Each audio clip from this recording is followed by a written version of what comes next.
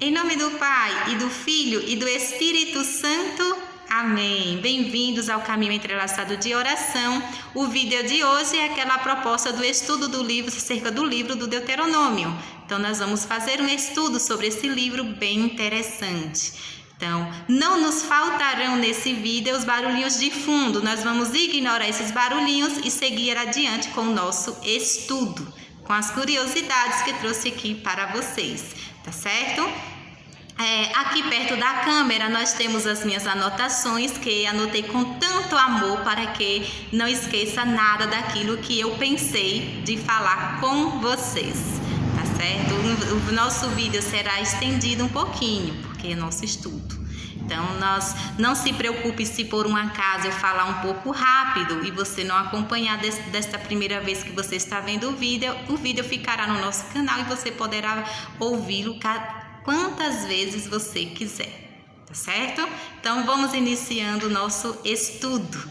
Então, o termo Deuteronômio, nós encontramos na tradução grega, que é a nossa tradução, a tradução que nós temos aqui na nossa Bíblia. Deuteronômio significa segunda lei. Deutero, segunda, nômio, lei. Podemos encontrar também este livro com o nome de Devarim, pela tradução hebraica, que significa palavra. Outro termo que para esse mesmo livro, que é da tradução evangélica, é o nome Quinto Livro de Moisés. Do ponto de vista de escrita do livro, do ponto de vista de redação, nós podemos encontrar ele na nossa Bíblia, podemos encontrar ele no quinto livro da Bíblia. Abrimos a nossa Bíblia e contamos, ele é o quinto livro. Estes 5 primeiros livros nós conhecemos como Pentateuco, que os judeus conhecem como a Torá, tá certo? 5 livros. Então, o Deuteronômio é o quinto livro, tá bom? Este livro, ele é atribuído a Moisés. Quando eu digo atribuído, eu estou querendo dizer a você que ele não foi escrito pelas mãos de Moisés. Todo esse livro foi escrito organizadinho, pensado desse jeito, colocado cada capítulo ali por Moisés. Ele é atribuído a Moisés, certo?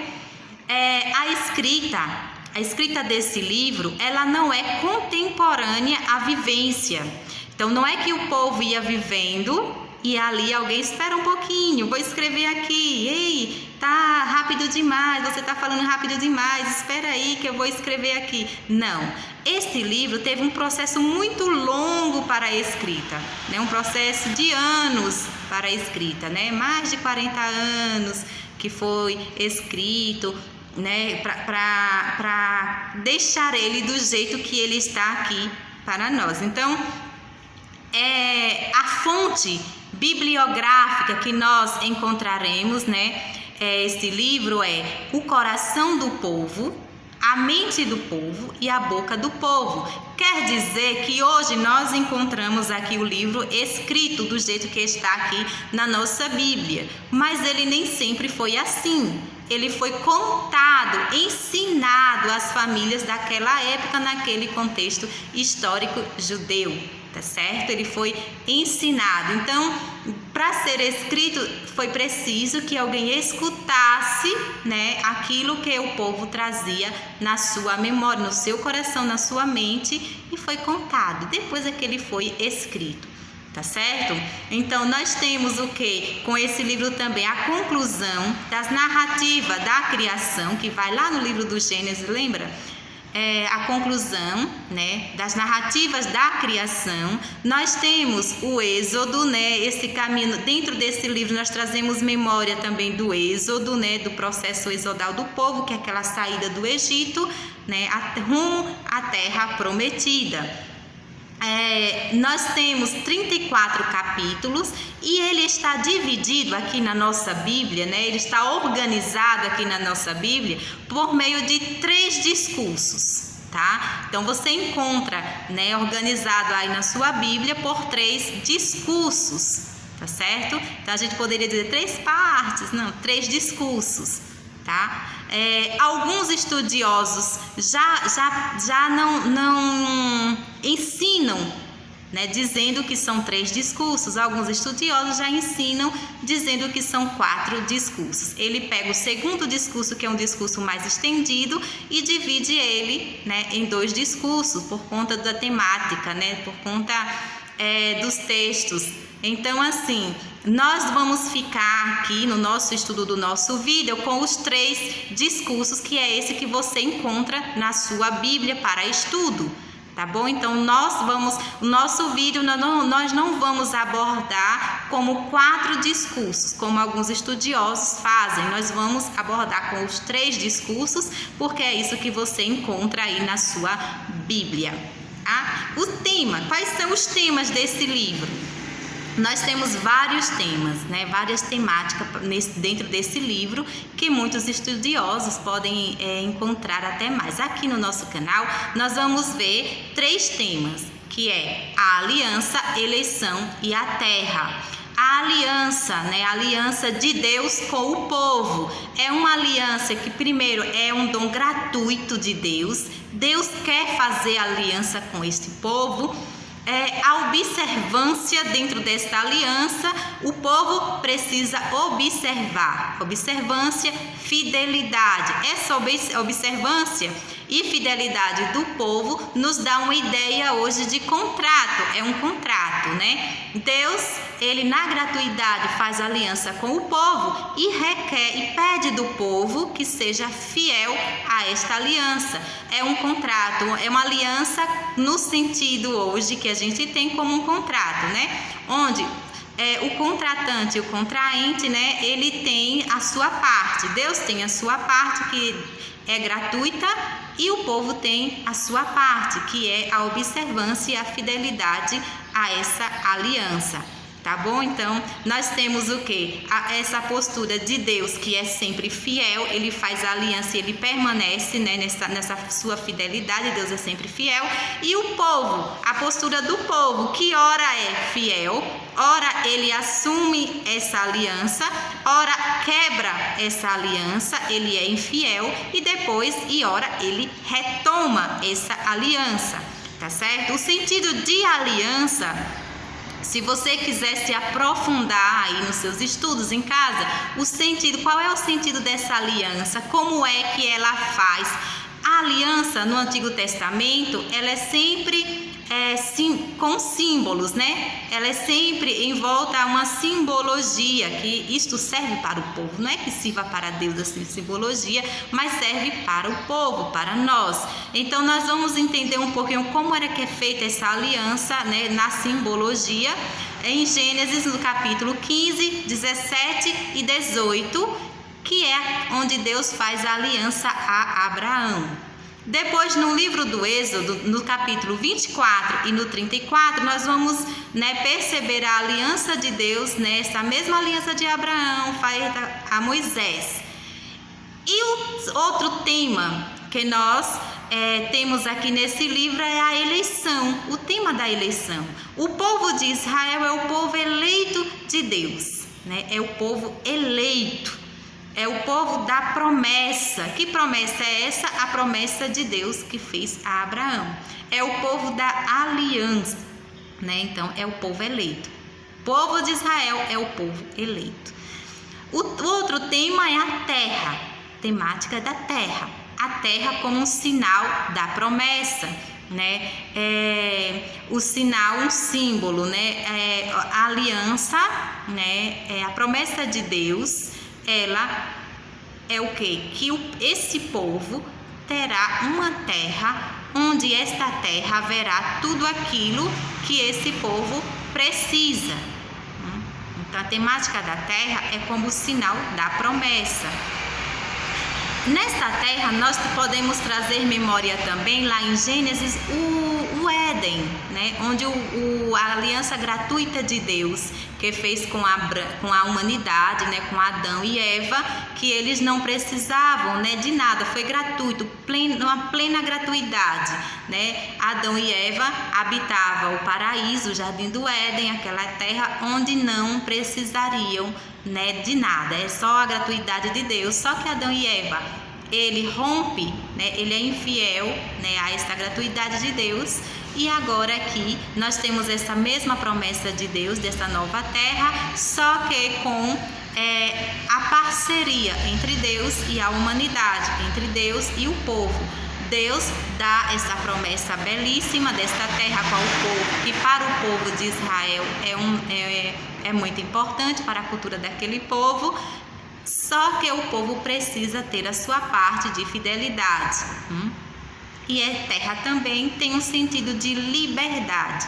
O povo estava escravizado na terra do Egito, que nós vamos ver lá no livro do Êxodo, e o povo vai do Egito para a terra prometida, no sentido de liberdade, tá bom? Então vamos entrar no nosso primeiro discurso, aquele que você encontra aí na sua Bíblia, quando você estiver estudando. O primeiro discurso vai do capítulo 1 até o final do capítulo 4. Nesse primeiro discurso nós vamos encontrar o quê?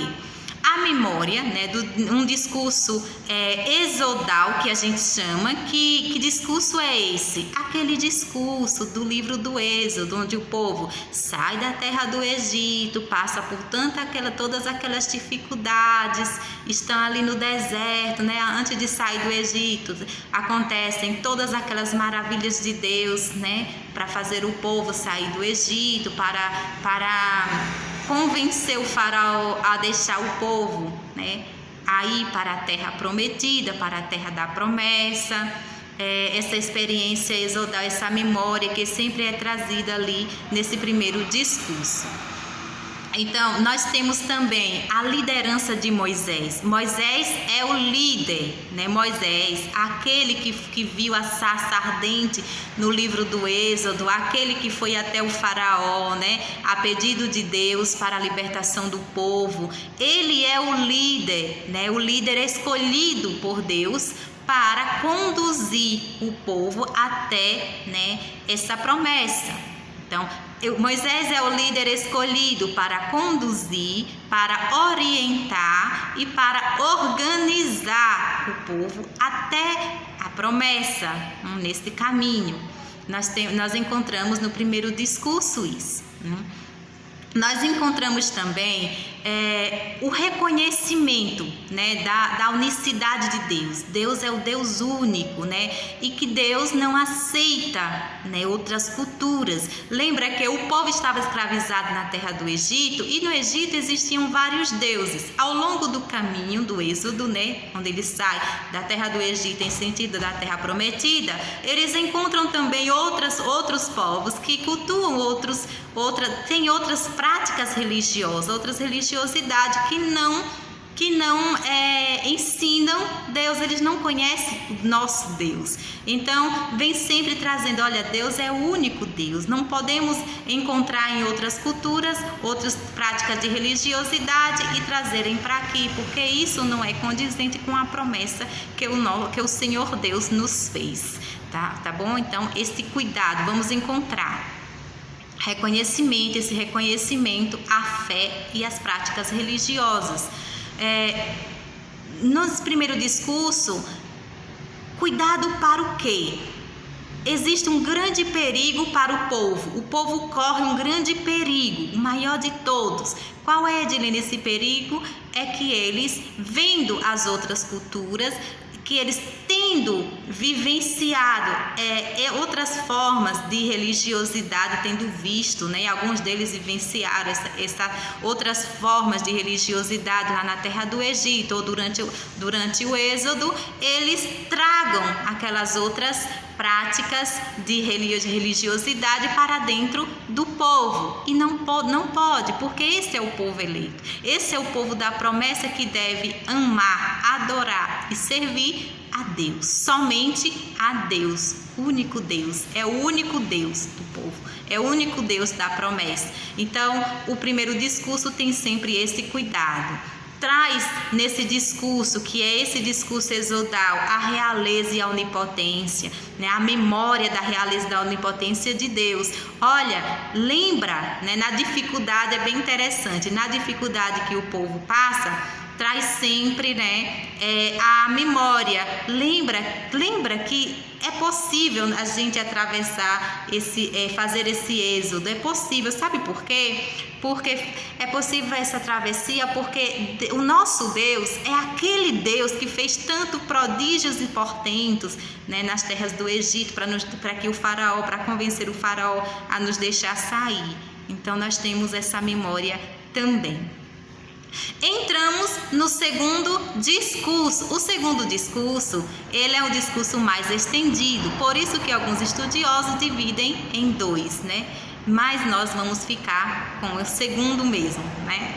De acordo com o que você encontra aí na sua Bíblia, que vai do final do capítulo 4 até o final do capítulo 11, né? Temos os elementos aqui que encontramos nesse discurso, o decálogo, que no capítulo 5 do livro. O decálogo como confirmação do amor do Senhor, decálogo como estatuto, código de leis, né, que nós chamamos hoje dos 10 mandamentos. Nós encontramos ali no capítulo 5, mas também lá no capítulo 20 do livro do Êxodo, nós já temos. Por isso que o nome Deuteronômio, segundo a lei, trazendo de volta a centralidade da lei que já foi dada lá no capítulo 20 do livro do Êxodo, né? A centralidade que o Senhor é o único Deus, a centralidade, né, dessas leis que vai dar justiça naquele contexto histórico, aquele povo. Então, nós encontramos o decálogo, que deve ser observado pelo povo. O povo deve ser fiel a esse decálogo. Nós encontramos também do capítulo 6, né, o Shema. Encontramos no capítulo 6, no capítulo 10. O Shema, o que é o Shema? É aquele: escuta, Israel, o Senhor nosso Deus é o único Senhor. Amarás o Senhor seu Deus com todo o seu coração, com toda a sua alma e com toda a sua força. Né? E é este Shema que vai orientar o povo à fidelidade plena ao Senhor. Amarás o Senhor seu Deus. Então o Shema vem ainda ali com essa fundamentação de cuidado, tá bom?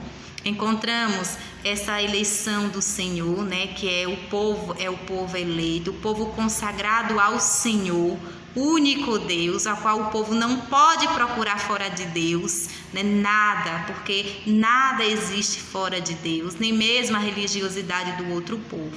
Essa temática é muito forte, nós vamos encontrar várias vezes durante o livro do Deuteronômio, né, esse convite ao retorno, né, ao retorno da centralidade da aliança, né, sempre, tá bom? A onipotência, a realeza, o povo é o povo eleito, tá? É o povo eleito de Deus. E nós vamos encontrar ali no capítulo 11 orientações, né, que aqui no livro está escrito como bênção e maldição. Sendo que estas bênçãos e maldições nós vamos encontrar também no livro do Levítico, no capítulo 26. Vamos encontrar também um pouco, né, dessas bênçãos e maldições. E essas bênçãos e maldições, o que é? É uma orientação genuína, né, desse cuidado amoroso de Deus para com o seu povo, né? Essas bênçãos e maldição vai fazer lembrar da aliança, né? A aliança que é esse que eu dizia, né? Esse contrato onde o Deus tem sempre a sua parte, que é gratuita, mas a humanidade, o povo, precisa ter também a sua parte, tem a sua parte no contrato. Então Deus é gratuidade, dá-se de graça, dá essas bênçãos de graça, mas o povo precisa permanecer fiel. Por quê? Porque se o povo não quiser viver na bênção, eles vão viver na maldição, né? Então Deus oferece este caminho, o caminho da bênção e o caminho da maldição, para que o povo escolha. Nosso Deus é maravilhoso, né? Nos deixa sempre livres. Então, o fundamento das bênçãos e maldição bênçãos e maldições, né? É a escolha pela vida. Escolha pela vida.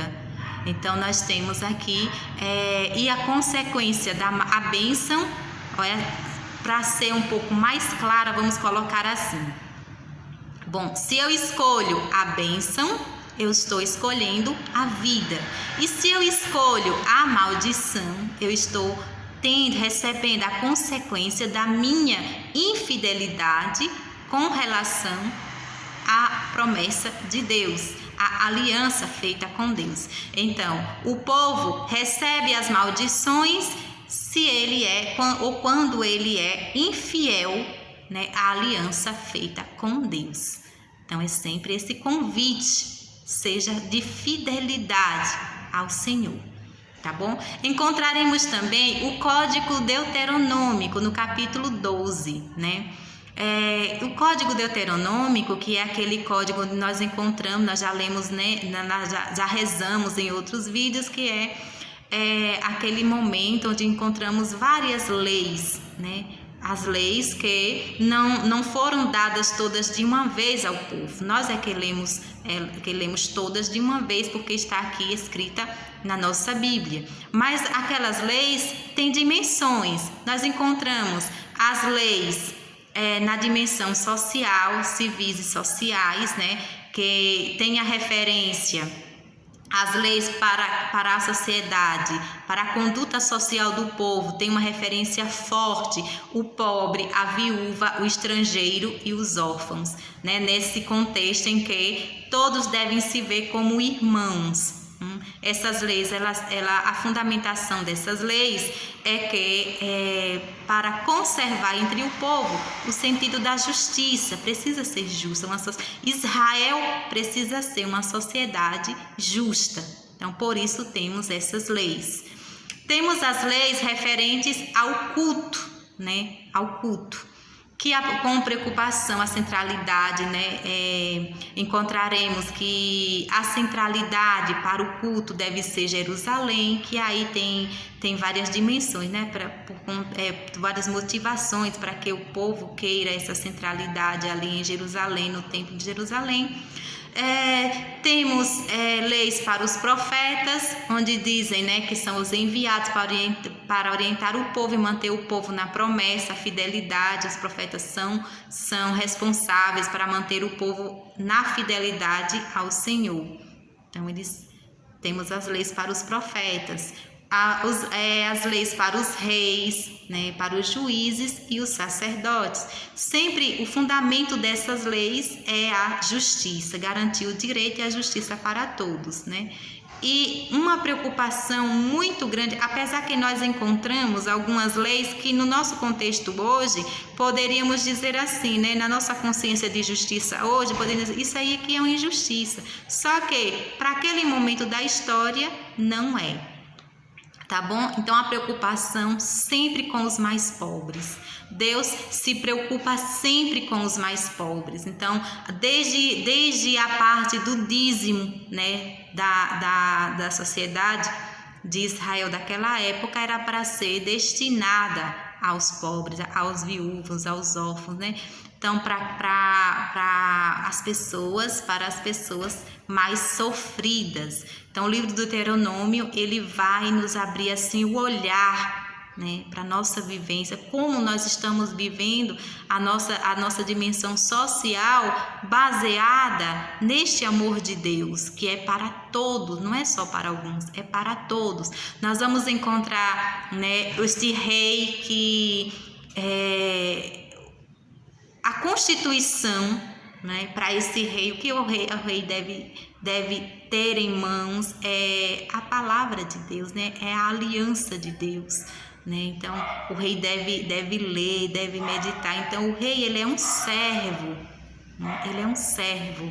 Ele não é o rei que a gente conhece hoje, que está lá em cima, mas o rei ali, como vontade de Deus, ele deve ser aquele que serve e aquele que conhece os ensinamentos do Senhor. Fidelidade, essa fidelidade, né, que para essas leis englobam tanto as relações pessoais como interpessoais. A fidelidade ao Senhor para a minha vida, eu devo ter o Senhor como o único Senhor, e para a vida dos meus irmãos, eu devo estar atento também às necessidades dos meus irmãos. tá certo? Então, o livro do Deuteronômio vai trazer sempre esse cuidado. Deus cuida de todos. Desde aquela época nós já percebemos, né, que o cuidado, o amor de Deus, ele é para todos. Deus não deu um amor para um grupo, né, para um tipo, mas para todos, tá certo?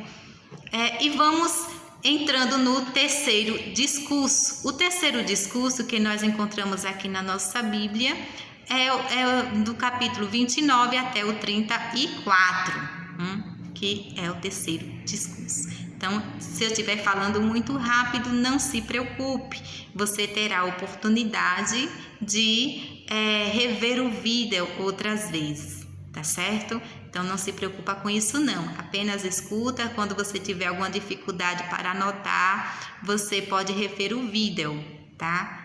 Vamos em frente. O terceiro discurso, nós encontramos logo ali, né, no capítulo 29, a apresentação de Josué como novo líder, né? E Josué, ele tem a mesma eleição de Moisés, né? Como a mesma eleição. Então, a missão de Moisés agora, ela é passada para Josué. Em outro vídeo eu dizia assim, né, que quando alguém recebe uma missão de Deus, a missão daquela pessoa, ela não morre, né? A promessa que é dada à pessoa não morre com a pessoa.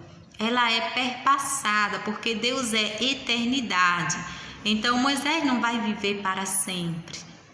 Então, Moisés já prepara, né? Deus já pede a Moisés que prepare um novo líder para o povo. Então, Moisés já apresenta Josué como vontade de Deus para que siga, né, com o povo, depois da sua morte, siga com o povo para a terra prometida. E é belíssimo porque nos faz pensar que nós não somos eternos. Não é vontade de Deus que a gente fique eternamente em determinada missão. Vai chegar um tempo também para nós, assim como chegou para Moisés, que nós precisamos entregar, né, a nossa missão, preparar outras pessoas para desempenhar a missão que Deus confiou a cada um de nós. Então, nós recebemos de Deus essa missão, somos fiéis a ela, mas temos sempre em mente que nós não somos eternos. Então, alguém precisa dar continuidade àquela missão que eu me sinto chamada por Deus. Então, nós encontramos aí. Encontramos também a memória a Páscoa como memória, né? Tema Páscoa como memória. Então, o povo celebra a Páscoa. O que é a Páscoa para aquele povo? É a memória do Êxodo, né? É a memória do Êxodo, é a memória da saída do povo lá do Egito, aqueles 40 anos no deserto, tudo de bom que Deus relembrou. Então, o povo celebra a Páscoa para relembrar, para que não se perca, né, durante a sua existência, a grandeza que Deus fez para o próprio povo, tá? Nós temos também aqui o Cântico de Moisés, né? Cântico de Moisés, que é essa memória também de novo. Temos as maravilhas, né, que o povo encontrará na terra prometida. É belo essa pedagogia de Deus. O povo passará por tantas dificuldades, mas ao longo do caminho, Deus vai lembrando ao povo: olha, vale a pena, vocês encontrarão, né, uma terra onde vocês não mais serão escravizados, uma terra onde vocês encontrarão tudo, né, onde vocês poderão viver como uma sociedade fraterna, né, onde ninguém passará necessidade, porque uns olharão para os outros. Então, o povo vai passando por dificuldade ao passo que Deus vai lembrando. Você está passando por essa dificuldade agora, mas você entrará na terra prometida, né? Vocês encontrarão, o que vocês encontrarão é algo novo, algo maravilhoso para vocês. Então, o povo vai se animando, tá bom? E nós encontramos a bênção de Moisés, né? Que é uma bênção longa, que vem ali também de lá do capítulo 29 do Gênesis, que nós vamos encontrar também né, essa bênção para as 12 tribos de Israel, que é esse de passar a missão, né, de confirmar o povo que Deus é fiel, que existe essa bênção, que Moisés ele não é eterno, mas Deus não se ausentará da presença do povo porque Moisés morre. Não, Deus continua, né, o seu projeto de amor, tá bom? A morte de Moisés em Moabe, né? Moabe, que é a divisa entre ali a terra prometida. Moisés acompanha o povo desde o livro do Êxodo, mas Moisés não entrará na terra prometida. Moisés já é consciente disso, né? Que ele não entrará na terra prometida. Ele vai morrer ali na divisa, onde, segundo a narrativa, ele olha a terra prometida, ele vê que a terra prometida é uma terra maravilhosa. E por que Moisés, né, não entra na terra prometida? Um dos pontos que nós podemos ver na própria Bíblia, né? Se você pegar ali o livro do Êxodo, retornar ao livro do Êxodo, capítulo 2, né? Mais o versículo ali 12, você vai encontrar que lá no início, né? Antes de Moisés ser chamado, ele mata um egípcio. Então, é provável que ele não entre na terra prometida por conta dessa morte. Há algumas justificativas por isso. E lá no livro de Judas, que é lá no Novo Testamento, você vai encontrar no capítulo 1, do versículo 8 a 9, também essa realidade que Moisés, né, é uma pessoa que cometeu uma injustiça. A terra prometida deve ser, então, essa terra onde é purificada de tudo aquilo que o povo precisa ser purificado, de tudo aquilo que viveu lá com outras culturas, para entrar na terra prometida uma nova sociedade, uma nova geração. Então, Josué é o líder dessa nova geração, onde o povo ama somente a Deus. Uma outra explicação para que Moisés não entre nessa terra prometida, nós vamos encontrar lá no livro dos Números, capítulo 20, especificamente no versículo 12, que é a infidelidade do povo, a falta de fé, as murmurações. No Deuteronômio, no capítulo 1, versículo 34, nós encontramos também uma outra justificativa por conta das murmurações e infidelidade do povo. E o livro finaliza do Deuteronômio apresentando Moisés como profeta, um grande profeta. É um grande profeta que viveu a sua missão. Apesar de ele não ter entrado na terra prometida, apesar de ele só ter visto de longe, né, a terra prometida, ele completa a sua missão. E aí está aberta, né, esta porta para o povo, para a conquista dessa terra, por meio desse novo líder de Josué, né, onde essa nova geração do povo de Deus, ela é agora educada, né, educada segundo, sem mistura de outras religiosidades, sem mistura de outros ensinamentos, para poder viverem em plenitude essa promessa. E vamos encontrar realmente, olha, desde o Êxodo nós encontramos o povo que ora é fiel, ora é infiel. Ora ele faz aliança, né? Ora ele quebra essa aliança, ora ele retoma essa aliança. No livro de Josué, nós vamos encontrar esse povo totalmente, plenamente fiel ao Senhor. E em todo o livro nós vamos encontrar só uma transgressão desse povo, só uma vez, né, que alguém do povo comete a infidelidade a essa aliança. Mas esse infiel, né, nesses termos, né, que o livro nos traz, ele é punido e termina assim a infidelidade do povo. Então, o livro de Josué é um livro dentro dessa narrativa, né, desde o Êxodo, né, assim, dessa narrativa de povo eleito, né, de povo da promessa, da terra prometida.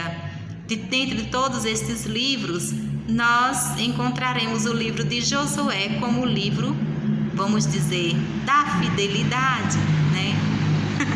da fidelidade. Porque até o livro do Deuteronômio, nós encontramos, né, essa travessia do povo, esse discurso de travessia, né? E depois do livro do Deuteronômio, no livro de Josué, você vai encontrar o povo dentro da terra. O povo conquista essa terra, vai viver essa terra, né? E Josué é aquele líder mais fiel que nós encontramos aqui nesse contexto da nossa história de fé. O líder mais fiel. Moisés não foi fiel, né? A gente vai ver ali que Moisés teve os seus momentos também de murmurações, teve o seu momento de falta de fé, né? Josué não. Josué é o líder assim da nova geração, né? É o líder da nova geração do povo de Deus, tá bom? O livro, esse discurso, essa temática, né, do povo de Deus não termina aqui. Nós ainda vamos encontrar nos próximos livros, no livro de Josué, no livro de Juízes, 1 e 2 Samuel e 1 e 2 Reis. E é muito importante que a gente leia também. Tá bom? Espero que esse estudo, apesar assim que é um estudo muito breve, possa ter ajudado a sua experiência de fé com este livro maravilhoso do Deuteronômio, tá certo? Então, é um pouco mais estendido porque é um estudo, mas que você possa aproveitar, não só aqui no canal, mas também em outros canais, né, em outras lives, em uma live assim, com algum teólogo que possa lhe dar mais fundamentação acerca desse livro, porque elas não se esgotam, né? Cada estudioso traz assim as suas temáticas, aquilo que encontra mais especial, né? Mais curioso de cada livro. Então, espero que você possa continuar, né, aprendendo sobre esse livro, tá bom? Então, vamos encerrar o nosso canal com o nosso vídeo de hoje com aquele canto que nós conhecemos bem. O povo de Deus no deserto andava, mas na sua frente alguém caminhava.